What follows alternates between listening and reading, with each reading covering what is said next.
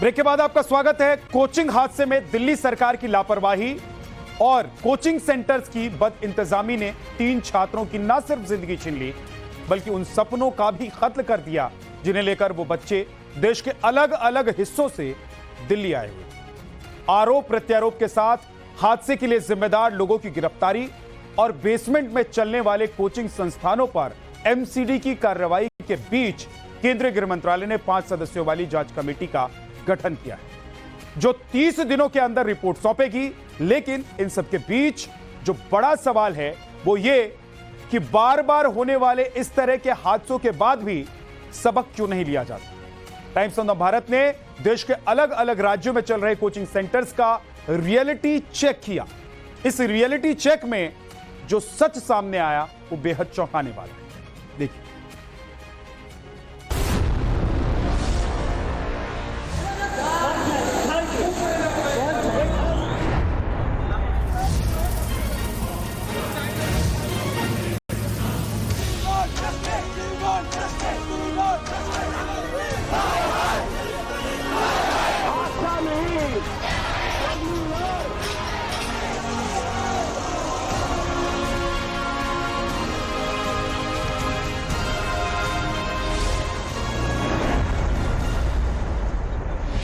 ये हल्ला, ये हंगामा, पुलिस और प्रशासन की एक कार्रवाई उस हादसे का इफेक्ट है जिसने देश की संसद से लेकर दिल्ली की सरकार को हिलाकर रख दिया।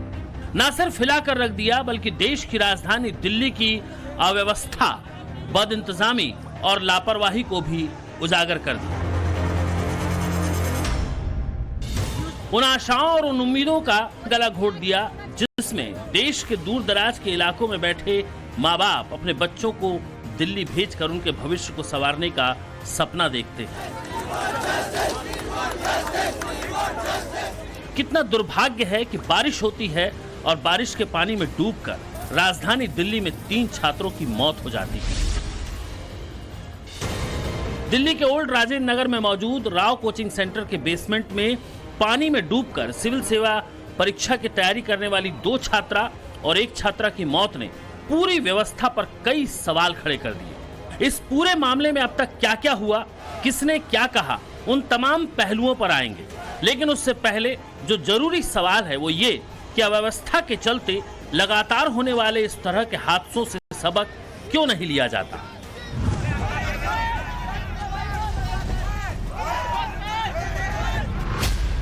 करीब 1 साल पहले मुखर्जी नगर के एक कोचिंग सेंटर में आग लग गई थी। तब रस्सी के सहारे सैकड़ों छात्रों को सुरक्षित बाहर निकाला गया था। दिल्ली कोचिंग हादसे में जिन 3 छात्रों की मौत हुई वो अलग अलग राज्यों से थे। 25 साल की तानिया सोनी बिहार के औरंगाबाद की रहने वाली थी। 25 साल की श्रेया यादव यूपी के अंबेडकर नगर की रहने वाली थी और 28 साल का नेविन डाल्विन केरल के एर्नाकुलम का रहने वाला था। हादसे से हिली दिल्ली और छात्रों के विरोध प्रदर्शन के बाद एमसीडी ने बिल्डिंग बायलॉज का उल्लंघन करने के आरोप में करोल बाग में 13 कोचिंग सेंटरों के बेसमेंट को सील कर दिया। इस कार्रवाई में दृष्टि आईएएस कोचिंग की एक बिल्डिंग भी सील की गई। साथ ही मेयर शैली ओबेरॉय ने बेसमेंट से अवैध रूप से चल रहे कोचिंग सेंटरों के खिलाफ सख्त कार्रवाई करने के निर्देश भी दिए। दिल्ली में तो हादसे से हड़कंप है, लेकिन क्या देश के दूसरे कोचिंग सेंटर्स ने इस हादसे से कोई सबक लिया? टाइम्स नव भारत ने दिल्ली हादसे के बाद देश भर के अलग अलग राज्यों से कोचिंग सेंटर्स के हालात पर ग्राउंड रिपोर्ट निकाली। वाराणसी इलाके में टाइम्स नव भारत के कैमरे में बेसमेंट से चलने वाले 2 कोचिंग सेंटर्स बेनकाब हुए। पहला सेंटर था साकेत आईएएस और दूसरा सेंटर है अभिषेक एकेडमी। यहाँ दोनों ही सेंटर्स में दिल्ली की तरह बेसमेंट में कोचिंग चल रही थी। फिलहाल इस वक्त हम प्रयागराज के कर्नलगंज इलाके में मौजूद हैं और यहाँ पर भी भारी संख्या में जो कोचिंग इंस्टीट्यूट हैं वो यहाँ पर खुलेआम चल रहे हैं। बड़ी बात यह है कि ये जो इसमें से अधिकांश जो कोचिंग्स हैं वो बेसमेंट में भी चल रहे हैं। सामने आप तस्वीरों में देखिए कि ये साकेत आईएएस कोचिंग है और यहाँ पर आप देखिए कि बिल्डिंग पहले आपको पूरी बिल्डिंग दिखाते हैं कि देखिए ये होर्डिंग्स लगे हैं। बिल्डिंग के ऊपरी भाग में भी क्लासेस चल रहे हैं और इसके साथ साथ जो बेसमेंट है वहाँ पर भी जो ये कोचिंग है वो चलाई जा रही है। दिल्ली की एक खबर ने पूरे देश को स्तब्ध कर दिया। हाँ जी हमने सुना है। वैसी ही तस्वीरें हम यहाँ पर भी देख रहे हैं कि यहाँ पर भी बेसमेंट में क्लासेस चल रहे हैं। देखिए एक्चुअली क्या है कि इलाहाबाद में बहुत सारी ऐसी कोचिंग्स हैं जो बेसमेंट में चलती हैं, और देखिए यहाँ पर हमारी मिस्त्री की हमारी जो क्लासेस हैं ऊपर है, यहाँ पर केवल हम प्रॉब्लम सॉल्विंग क्लासेस लेते हैं, और हमारे पास एंट्री के साथ साथ हमारे पास एग्जिट भी बना हुआ है, पीछे बैक गेट पूरा हमारा गेट बना हुआ है। तस्वीरें भी दिखाने की कोशिश करेंगे। तो देखिए अगर यहाँ पर एंट्री है तो इसके साथ पीछे इधर भी एग्जिट भी है, एग्जिट है हमारा, और यहाँ सामने से ऐसी कोई नाली भी नहीं गई है, कोई सीवर लाइन भी नहीं गई है। लेकिन सवाल इस बात का है कि आमतौर पे बेसमेंट में गोडाउन्स के लिए अलाउ नहीं है, बावजूद इसके हम देख रहे हैं कि क्लासेस यहाँ पर चल रहे हैं। कुछ छात्र भी हैं, हम उनसे भी बात करने की कोशिश करेंगे कि यहाँ पर देखिए कि ये बेसमेंट है और बेसमेंट में ये बाकायदे कमरा बनाया गया है, और यहाँ पर जो छात्र हैं वो पढ़ाई कर रहे हैं, सिविल सर्विसेज की तैयारी कर रहे हैं। वाराणसी में मौजूद इस कोचिंग को देखकर साफ तौर पर कहा जा सकता है कि अगर वाकई दिल्ली जैसा हादसा पेश आए तो यहाँ भी वही हालात बनेंगे जो दिल्ली में बने। साकेत एकेडमी के बाद हम पहुंचे अभिषेक एकेडमी।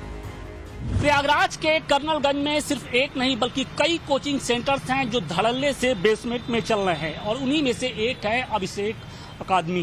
निश्चित तौर पे मानकों के विपरीत जिस तरीके से ये कोचिंग सेंटर्स चल रहे हैं वो छात्रों की जान पर एक कभी भी भारी पड़ सकते हैं, क्योंकि दिल्ली में जिस तरीके से हादसा हुआ है उससे शायद ये कोचिंग जो सेंटर्स के मालिक हैं वो अभी भी सबक लेने को तैयार नहीं है। ये देखिए बेसमेंट की सीढ़ियां हैं और इन सीढ़ियों से हम नीचे आ रहे हैं। लेकिन इसके अलावा अगर इस पूरे कोचिंग सेंटर्स की बात करें तो यहाँ पर एग्जिट के लिए कोई दूसरा रास्ता नहीं है। दूसरे देखिए, ये आप देखिए कि यहाँ पर कुछ फर्नीचर्स रखे गए हैं। इसके अलावा जैसे ही हम यहाँ पर आगे बढ़ते हैं सामने एक दरवाजा है और ये पूरी तरीके से पैक है।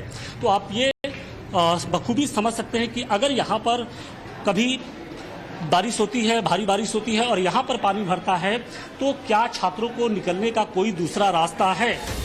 हमारे संवाददाता ने कोचिंग में मौजूद कुछ छात्राओं से बात की, लेकिन छात्राएं कोचिंग की अव्यवस्था पर बोलने से कतराती रही। जिन्होंने बोला वो कोचिंग की तारीफ ही करती रही। क्या आप लोग को लगता है कि ये जायज है? क्या मानकों के बिल्कुल मानकों पर ये खरा उतर रहा है ये चीजें? ये है तो नहीं है सही, लेकिन उसकी व्यवस्था होनी चाहिए, और ये तो अपनी तरीके से तो सबको ने व्यवस्था की ही होगी और ये अचानक हुआ होगा। सवाल इस बात का है कि आप लोग भारी भरकम फीस चुकाकर यहाँ पर पढ़ने के लिए आते हैं, लेकिन यहाँ पर सुरक्षा के नाम पर कोई पुख्ता इंतजाम नहीं है। नहीं, हमारे हिसाब से है व्यवस्था। हैरानी इस बात की है कि कोचिंग के मैनेजर से जब हमने पूछा कि वो हमें दिखाएं कि छात्रों की सेफ्टी के लिए क्या इंतजाम है, तो वो नई नई कोचिंग होने का बहाना बनाने लगे। सुनिए मैनेजर को और उसके बहाने को। भाई सुरक्षा इसलिए है क्योंकि एंट्री पॉइंट है, लेकिन एग्जिट पॉइंट कहीं भी नहीं दिख रहा है। फायर एजुकेशन कहीं नहीं यहाँ पे दिख रहा है हमें। वेंटिलेटर हर जगह है, देखिए ऐसे वेंटिलेटर से नहीं होता। अगर यहाँ पर मान लीजिए बाय द वे आग लग जाए तो आपके पास बुझाने के लिए क्या है, मुझे बताइए जरा। ये कोचिंग में पूरा मुझे दिखाइए जरा। ऊपर लगा सर।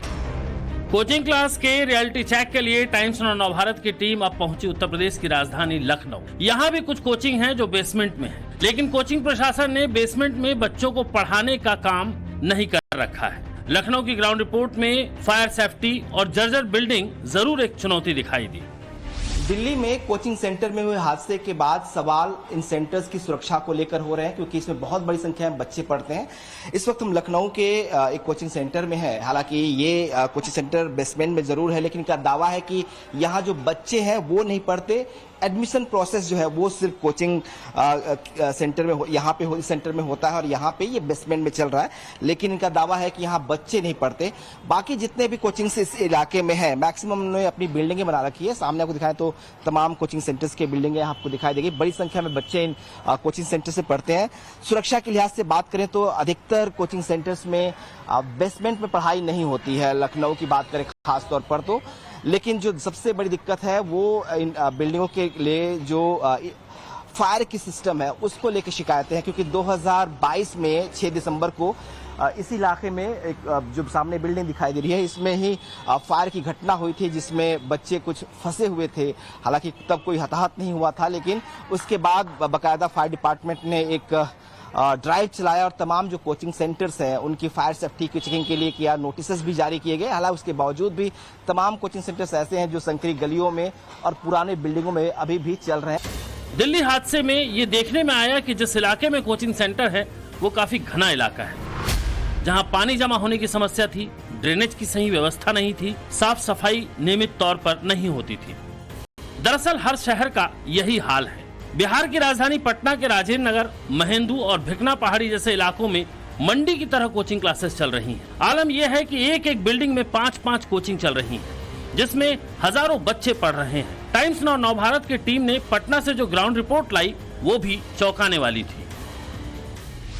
पटना के भिकना पहाड़ी इलाके में मौजूद है और ये जहां पर हम मौजूद है ये पूरा इलाका कोचिंग हब के तौर पर देखा जाता है। बड़ी संख्या में यहाँ पर छात्र जो है वो कोचिंग करते हैं। बिहार के अलग अलग जिलों से यहाँ पर हजारों लाखों की संख्या में लोग आते हैं और ये आप देखिए जितनी भी इमारतें आप देख रहे हैं सभी में कोचिंग इंस्टीट्यूट चलते हैं। लेकिन सबसे बड़ा सवाल है कि किस तरह की व्यवस्था यहाँ पर देखने को मिलती है, किस तरह से छोटे छोटे कमरों में, छोटे छोटे जगहों पर, संकीर्ण गली में किस तरह से कोचिंग का जो ये पूरा कारोबार है वो पटना में भी चलता है। आप देखिए यहाँ पर तस्वीर किस तरह से, ये जो आप देखिए सीढ़ियाँ, छोटी छोटी पतली पतली सीढ़ियाँ हैं और इसमें हजारों छात्र जो है वो यहाँ पर कोचिंग करने के लिए पहुँचते हैं, कोचिंग करते हैं। कोचिंग संस्थानों से अटी पड़ी इस मंडी में सुरक्षा मानकों की फिक्र रखने की फुर्सत किसी के पास नहीं। कोचिंग संस्थान चलाने वाले व्यापार करने बैठे हैं और वो भेड़ बकरियों की तरह छात्रों को दाखिला देकर उनसे मोटी फीस वसूल रहे हैं। टाइम्स नाउ नवभारत की अगली पड़ताल राजस्थान के जयपुर से आई, जहां 70% कोचिंग सेंटर बेसमेंट से संचालित हो रहे हैं। आप बताइए, इतना बड़ा कांड राजेंद्र नगर में हुआ, क्या सुरक्षा के इंतजाम है यहाँ? देखिए सर, सुरक्षा के इंतजाम तो सभी जगह जो भी कोचिंग है ना, जो एक गवर्नमेंट की काम है, जैसे आग लगने पर कुआं खोदने वाली स्थिति यही है। जैसे राजेंद्र नगर में कांड हुआ, आप लोग भी अब जाके अवेयर हुए। बाकी कोचिंग्स के जो बच्चों का जो एक नॉर्म्स होने चाहिए कि इसके अकॉर्डिंग कोचिंग संस्थान चलेगी। एक पर्टिकुलर जैसे यूजीसी ने दे रखा है कि 10, 12, 15 बच्चों पे एक टीचर होना चाहिए। यहाँ 100 होने चाहिए, 500 बच्चे होंगे, स्पेस नहीं हो गए, सफोकेशन अलग है, कोई बच्चे चक्कर खा के भी गिरते हैं। पर्टिकुलर में किसी कोचिंग की बात है, लगभग सब। लेकिन मैं जो देख पा रहा हूँ यहाँ जो दरवाजा है, नीचे बेसमेंट में आदमी जाएगा, अगर कुछ घटनाक्रम होता है एक साथ कैसे निकलेंगे एक दरवाजे से? तो ये तो दिक्कत है ही सर। अब उसमें ये है कि वो बेरोजगारी वाला सीन, कॉलेज एजुकेशन प्रॉपर नहीं हुई तो ये कोचिंग खुल गई, ये दुकान। इस तरह की घटनाओं के लिए सबसे बड़ी जिम्मेदारी उन एजेंसियों की बनती है जो इस तरह के कोचिंग सेंटर्स को, इमारतों को चलाने के लिए एनओसी देते हैं बिना किसी जांच पड़ताल के, और इतनी बड़ी घटना घट जाती है। आज संकल्प में